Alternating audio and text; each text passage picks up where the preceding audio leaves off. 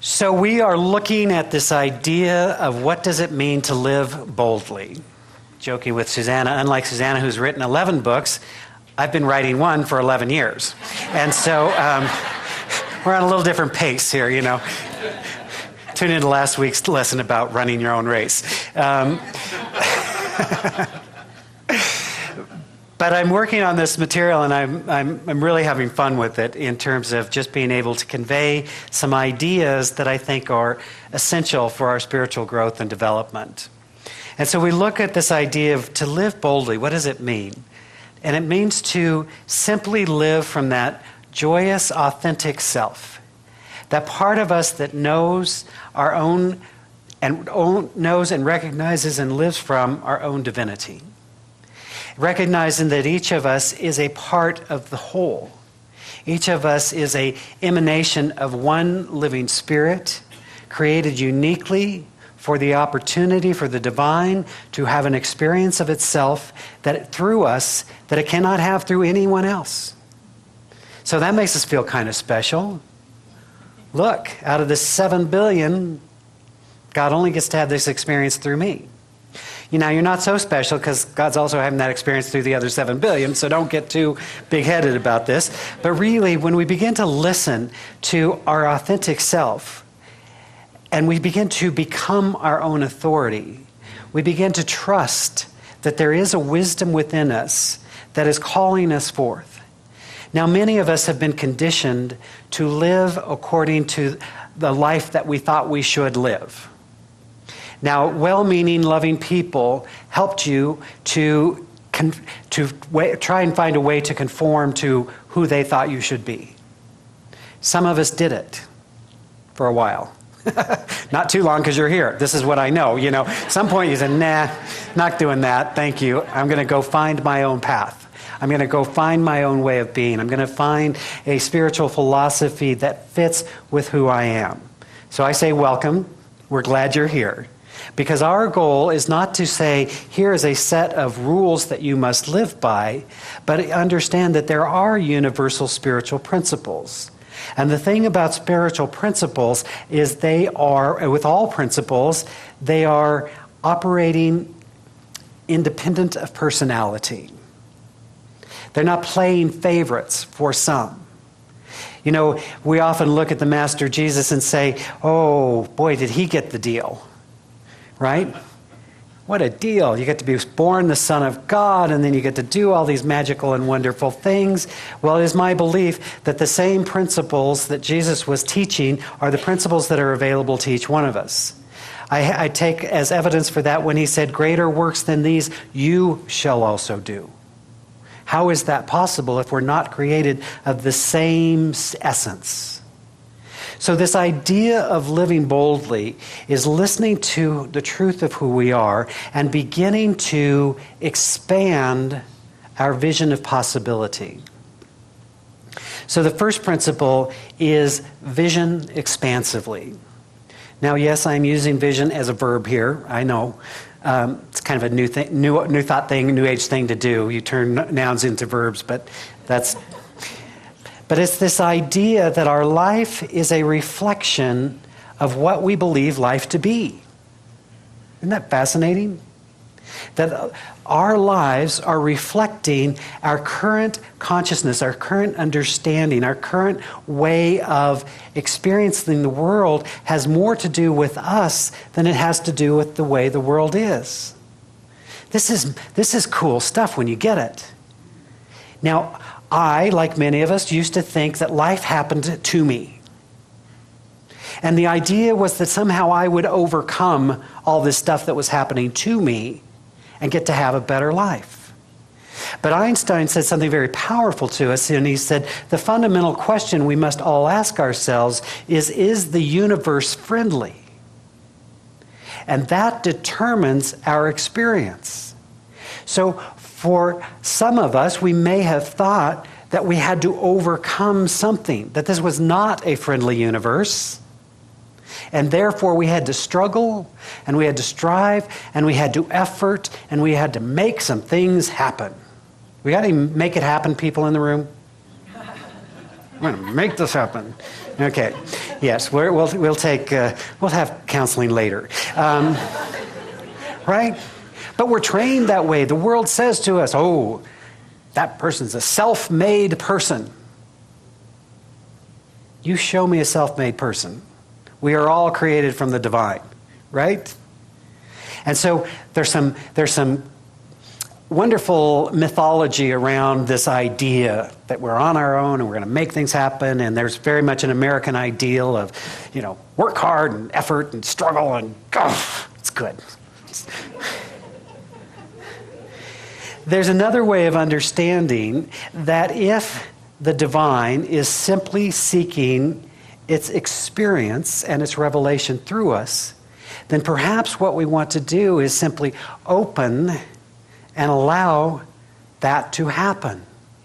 I often use the example of I love gardening and plants and all that sort of thing, and I don't think the seed in the soil is going, oh, what was that affirmation again? Bloom where you're planted. I knew it. Yes, I will. I'm going to effort my way into being, right? So we all have that God seed within us that we don't have to effort into being. In fact, one of the ways I know when I'm off track is how much effort I'm putting into it, right? I have learned. I am learning. Let's just be honest. I am learning to allow. And it's according to my vision that reality happens. So when we have developed a construct of self that is limited, our experience of life becomes limited. Now, the stories we will tell is that that's because life is that way. But I'm going to suggest to you, once we start learning how to live inside out rather than outside in, we begin to find our true power. Because what we can understand is that as we expand our vision of possibility for our own life, for the life of the planet, for all things, then the greater vessel through which the divine can make itself known is enhanced. So when we see these master teachers through the ages, it's easy to think that they're different from us. And yet what I find is the essential message is that they are the same, but more awake, more aware, more in touch with their essence. Our job is to learn to expand our possibility thinking to allow a greater vision to emerge through us. That it all starts with the vision. Now, if you want to have a little self-assessment, you can look and say, how does my life today reflect the vision that I hold? And I'm going to just suggest to you, this is a guilt-free moment, but I'm going to say it anyways. If you go into guilt, that's your fault, not mine. I'm not trying to do that. Is that your life today is exactly a reflection of your vision. It's just as good as you accept it to be. Now, if it's not all that you want it to be, there is good news. So, anybody feeling guilty? Okay, thank you for your honesty. That's not my goal. And it's not to make ourselves wrong. It's to simply understand how do we use this power within us to live life differently. So I used to teach a course called Encores, and it's a wonderful opportunity to look how we take our vision and bring it into completion. You see, we do this all the time if you think about it. This is what humans do. We get an idea and we bring it into existence. Everything is first an idea. And so we've all had moments of working through the cycle of completion, just as we've all had moments of working through the cycle of incompletion. So in the cycle of completion, it looks like vision, and then action, and then completion. I have an idea for a cake, I do all the things necessary to bake a cake, and then I get to have a cake. How amazing is that? What was just an idea a few hours ago now is extra calories that I probably don't need. But nonetheless, it's still the reality. On the other hand, there's a cycle of incompletion, and that cycle of incompletion looks like fantasy, followed by activity, followed by the stories that we tell about why it didn't happen. So it's a wonderful thing. Vision and fantasy are very similar, right? Because it doesn't exist. It's simply imagining, playing with what if, sensing, feeling, knowing. That can be fantasy, that can be vision. But what separates them is when we commit to the vision. Now we've moved it out of the realm of fantasy into expression. When we don't commit, then we get busy. We get into activity. Notice the difference between action and activity. Activity is doing stuff. Action is doing stuff that's bringing you closer to your vision. So I've noticed how sometimes, like when I set a real huge vision and intention for myself, my response is, I need to organize my files. I'm going to get busy. Now, those of you who know me know my files have not been organized since I was born in 1957, you know. I still have to search for the birth certificate every single time, you know. But somehow that becomes in that part of my mind that wants to avoid my vision, and that's the most important thing for me to do today. That is a classic example of activity, because it's not doing the things that will bring me to my vision. And so when I move into commitment and into action, then what happens is all of my stuff comes up. Thank you so much. Because we begin to encounter where we are limiting ourselves. I was having an experience just this very week, thank you. I was harsh in the first service. I'm trying to be more gracious and intellectual and enlightened at the second. But it reminded me sort of, there's a guy that woke up one day and he said, I just don't want to go to school today. And mom yells down and says, honey, you need to get up. You need to go to school. And he says, I don't want to. None of the kids like me, and it's hard. And she says, all right, two things. One, you're 35 years old. Two, you're the principal.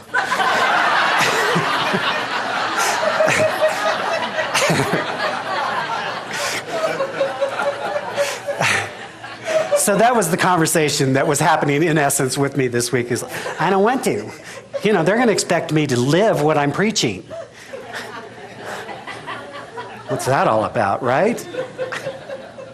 Because sometimes our vision is so strong and yet the reality is not there yet, right? So anyways, I got over myself and I was reminded by Tanya that my thoughts are the angels and demons of my life.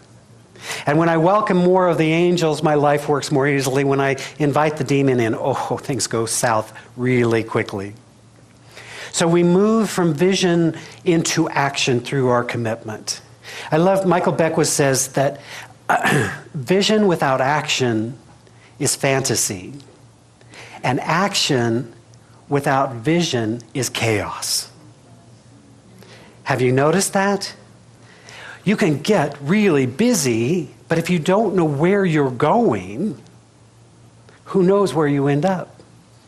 Reminds me of that story of the pilot that comes on the air and says, folks, I have some good news and some bad news. The bad news is the gyroscope has gone out, and so we don't really have a sense of the direction. The good news, we've picked up a tailwind, we're making great time. Right? So you may be feeling like you're making great time, but if you don't know where you're going, does it matter? So we move into this expanded sense of self. The great spiritual work of our lives is learning the truth of who we are. To move beyond the ego things, beyond the mind stuff, beyond all of that chatter, to that divine essence. And that is where we begin to experience the divine promptings and callings of spirit. Not to be that person that we are told we should be, but to be that authentic self. If you're an artist, create art. If you're a musician, create music. If you're a writer, write. If you're an analyst, analyze. It's all good. There's not any one that's better than the other. It's just listening to the divine promptings within us and then taking action. I was watching a lovely, lovely movie. Because you see, vision, I love this idea. Vision and fantasy are similar. They don't need evidence. It does. Ernest Holmes said that principle is never bound by precedent. Because it hasn't been doesn't mean it cannot be. And so often what we do with our lives is we say, well, I'd like to, but I don't know how I'll do that. I mean, I see the resources available to make that happen. But you see, vision of itself is the seed. And if we can look into that and see the possibility, we have the capacity to bring it forward. Watching a lovely movie this week. It's called The Magic of Bale Isle. Sweet little movie, very family friendly. And it's a story. Morgan Freeman is this kind of washed up writer. Wrote some books many years ago, was very famous, made a lot of money, and then lost his wife and drank his way to a less than whole existence. And so he's on this island in this little summer home, and next door there's this lovely family, and one of the members of the family is a sweet little girl, 9 years old, who wants to be a writer. So they form this really lovely friendship, and he decides he will mentor her. And it's brilliant. And there's a line as she's trying to learn how to, she's like, where does this imagination thing come from? How do you do this? And so there's a line where he says, okay, look at the island. Tell me what you see. And she says, well, I see an island, and I see some water. And he says, okay, look at it again. Tell me what isn't there. And in that space, she begins to create a story about a little girl and what's happened. She taps her imagination, and she begins to bring an idea forward. It's brilliant. It's lovely. Because you see, that's what invention always is. It's looking into the unknown and seeing something real. The people that have created all invention comes from people who can look and see what isn't there and bring it into being. So that's how we feel sometimes. I know I feel that way, and I'm sure you do too, is that you're looking into your life, you don't see the evidence of it, but you know it's there. And as we learn to listen and to allow that vision and to respond to it and then to commit to it and to take action upon it, it begins to be revealed. I often share one of my favorite stories has to do with JFK standing before a nation and saying, in 10 years, we will land a man on the moon. Now, there was no evidence for that. It had never been done. Sure, the space program was happening, but it was not like we're just going to put this thing together. But you see, he had a vision, and he made a commitment to the vision. He added the resources, the time, the talent, the money that was necessary. And lo and behold, in less than 10 years, we landed a man on the moon. Vision does not require evidence, but it does require commitment. So it may be that whatever you're looking at in your life right now feels as odd as, how am I going to land myself on the moon? Right? It may feel that distance. But the thing that's wonderful about vision is when we commit to it, it becomes ours. It becomes, that's why when I give you these cards each week, it has a little place for your signature. Now, nobody's going to check. You know, you can put somebody else's name down if you want. There's not like anybody's checking, but there's something powerful about putting our name to something. You see, when we buy a house, when we sign the contract, it's our house. When you sign this contract with yourself, it's your vision. We are living in an amazing time. We are living in a time where you see the balance of energy happening. And it is as if, as more and more people are becoming enlightened, more and more darkness is being expressed. If you look at what's happening in the Middle East right now, in the name of religion, which is the craziest thing ever, it looks crazy. We can look to that and go, oh my God, the world is falling apart. But what I also know is that sometimes the world must fall apart to its old ways before it can come together in its new ways. It becomes even more important for all of us to be doing our spiritual work. It's this sense of what's happening planetarily is the enlightened need to be enlightened now more than ever. Right? As we move through and allow something powerful to emerge. So the thing about this idea of vision and visioning is we must understand, Michael Beckwith put forth most famously probably this concept of visioning. It's not unique and new to him, but he certainly has helped been a catalyst for understanding that. Visioning is a spiritual practice. Listening to that divine stillness, what is calling us forth. And so the first question is always, what is my highest vision for? What is my highest vision for my life? What is my highest vision for the center? What is my highest vision for this situation? It's what's the divine possibility here? And we get a sense of that. And then the next question is, how must I grow? Or who must I become in order to have that be realized? You see, if the universe is always demonstrating at our current level of understanding, you are your life. Who you are is manifesting your reality around you. Now, please, guilt-free moment. Don't go there. Don't make yourself bad. Just if it's not perfect yet, it's all right. It took me several years. Right?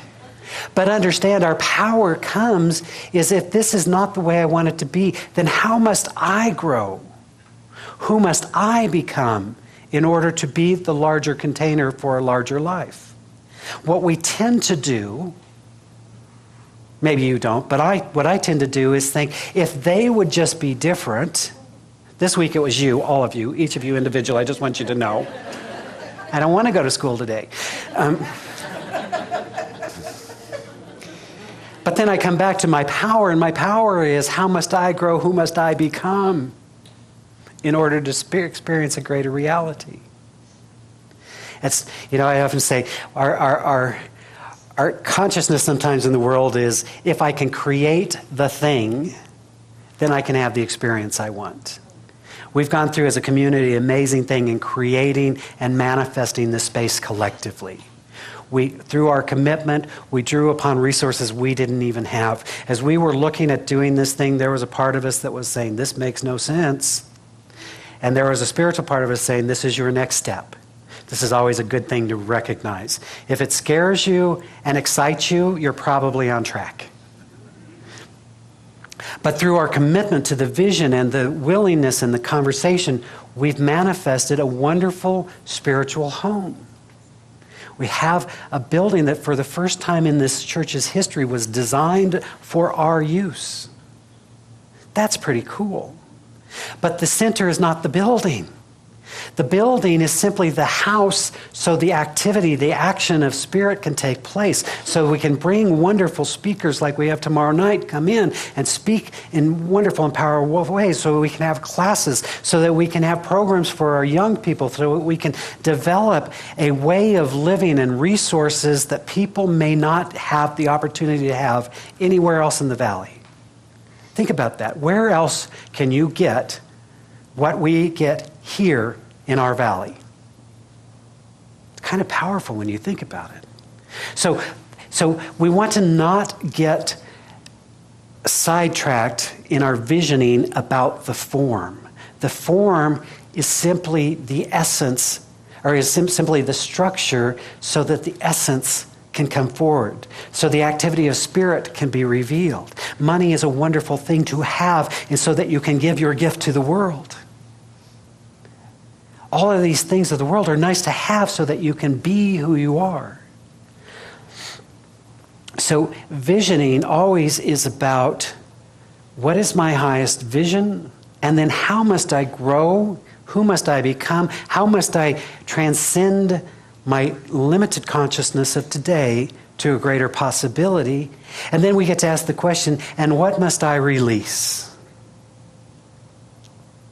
Oh, yeah. Yes, I'm talking to you.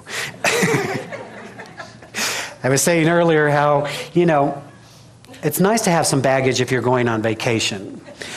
But on the spiritual journey, baggage can really hold you back. And so often what we discover, you see, when Jesus spoke to his disciples, as he was gathering this group of people, he's like, we have a mission. We have a vision. We have a vision of a transformed world of unconditional love that will heal and bless people.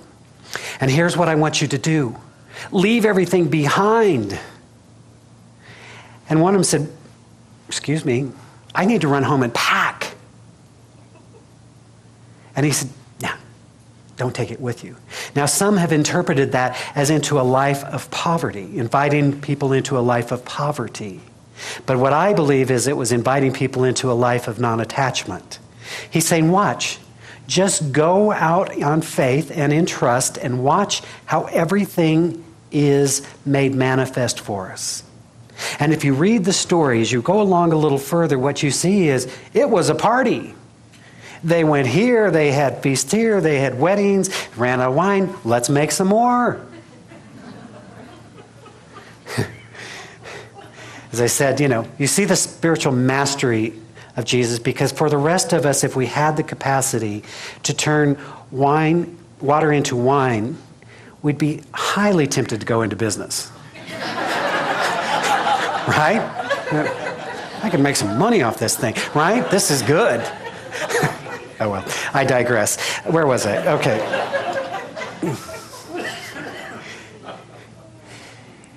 There is a vision, a possibility that resides within each one of us.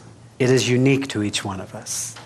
Living boldly is about learning to become our own authority, to listen to that which is calling itself into existence through us, and then taking action, committing to that vision to bring forth the greater possibility.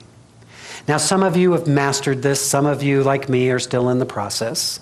For those of you who are still in the process, it's okay to be exactly where you are. In fact, the challenges in our lives are simply the invitation to that greater something. It is that when we see a problem in our life, the question we can ask ourselves is, how must I grow? Who must I become?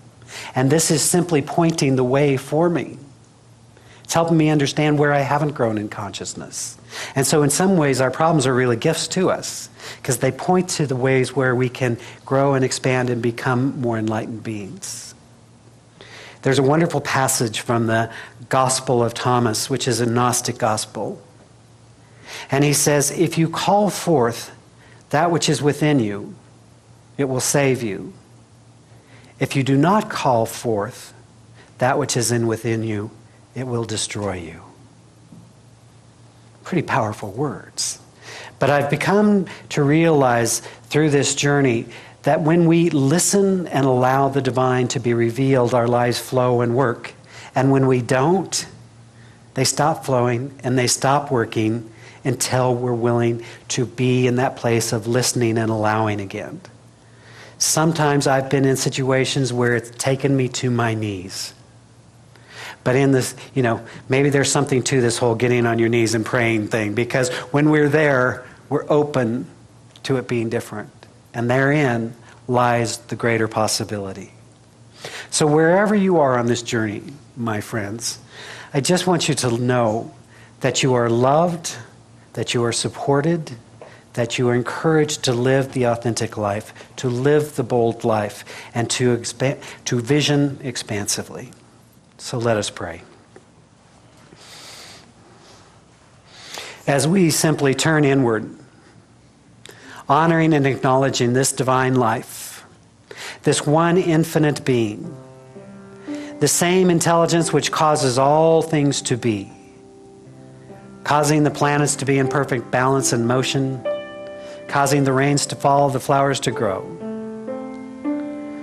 causing the air that we breathe, and indeed causing the breath to breathe. There is a divine intelligence within. And so we open ourselves to that right here and right now, to recognize and know that we live and move and have our being in this eternal essence. We open our minds to greater wisdom. We open our hearts to unconditional love. We open the very portal of our soul to remember the truth of who we are. Divine emanations of the one living Spirit. And because this is true, I know that that which is true of the spiritual essence must be true for each one of us. That we are created in the image and in the likeness of wholeness. And so we allow that wholeness to be revealed as health, as well-being, as vitality. We realize that we are abundant beings right here and right now because we live in the presence of abundance. That which brings forth out of the seeming nothingness into being. So we accept a joyous, prosperous, dynamic life. We sense and feel the power of unconditional love as we choose to freely forgive ourselves and those who we perceived have harmed us. We open that space for greater love to be made known,